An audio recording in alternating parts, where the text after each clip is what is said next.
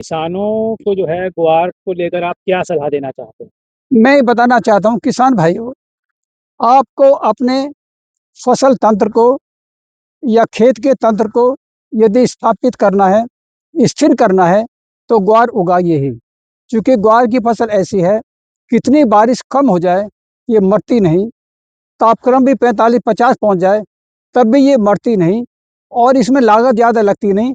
तो ये गरीब किसान की फसल है। तो मैं चाहता हूँ कि अपने खेत में कम से कम आधे खेत में ग्वार जरूर उगाएं और बाकी खेत में कुछ मोठ उगाएं, बाजरा उगाएं। और बेहतर होगा कि आप जो आपकी वानकी है, यानी खेजड़ी के पेड़ हैं, एक एक लाइन खेजड़ी के पेड़ की है जो उन्होंने आपने लगा रखी है करीब 10-10 मीटर के फासले पर, तो उनके बीच में भी ग्वार लगाएं।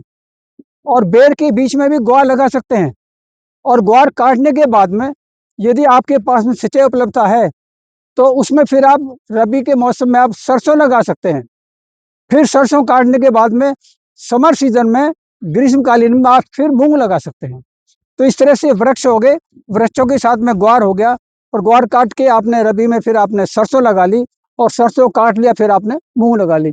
इस तरह से आप 1 रुपया लगाओगे तो 3 मिलेगा। ऐसे आप किसान को करना चाहिए। यही कारण है कि राजस्थान में इतनी सूखा होने के बावजूद भी इसका एरिया वही है। 25 लाख हेक्टेयर एरिया पृथ्वी वर्ष से घट नहीं रहा है, बारिश कुछ भी हो जाए। और नहीं किसान छोड़ते हैं।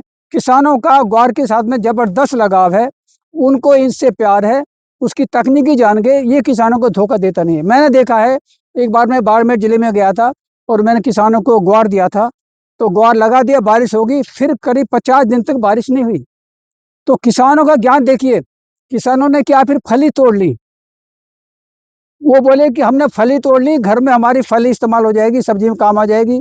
नीचे ग्वार उग रहा है, हमारी भूमि सही हो जाएगी, और जो बाकी पौधा बढ़ा उससे में चारा हो जाएगा। तो एक ही बात में कुछ भी ना होने के बाद भी आपको 3 चीज मिल गई। आपकी भूमि ठीक हो गई, आपको सब्जी मिल गई, और पशुओं को चारा मिल गया। क्योंकि यहाँ की खेती जो है पशु आधारित खेती होनी चाहिए। गाय है, भेड़ है, और ये आपकी बकरी है। तो इनके लिहाज से चाहिए। इसके अलावा मैं बताऊँ आपको, जो आप इससे दाने निकाल लेते हैं, तो जो खोखला बचता है ग्वार का, उसको ऊँट बड़े चाव से खाते हैं, ऊँट खाते हैं। यही नहीं, किसान भाइयों, मैं गरसाना गया था, आनंदगढ़ में, वहाँ देखा जो बड़े बड़े भट्टे हैं ईंटों के, वहाँ पर ग्वार का, मोठ का और मूंगफली का चारा को इकट्ठा करके वो भट्टी में झोंकते हैं, ईंधन इस्तेमाल करते हैं। तो इसका इस्तेमाल ईंधन में भी है, इसका इस्तेमाल सब्जी में भी है, भूमि में भी है। और आपको कितना पैदा कर लीजिए, आप कितना पैदा कर लीजिए, इतनी सारी इंडस्ट्री है, वो सब ले लेंगी। ये बात नहीं कि हमारा खरीद नहीं गया। और भाव भी आपका फिक्स है। जो भाव को अपन मुट्ठी बंद कर लिया, तो और खेत के तंत्र को मुट्ठी बंद कर लिया, इससे बेहतर फसल और क्या होगी।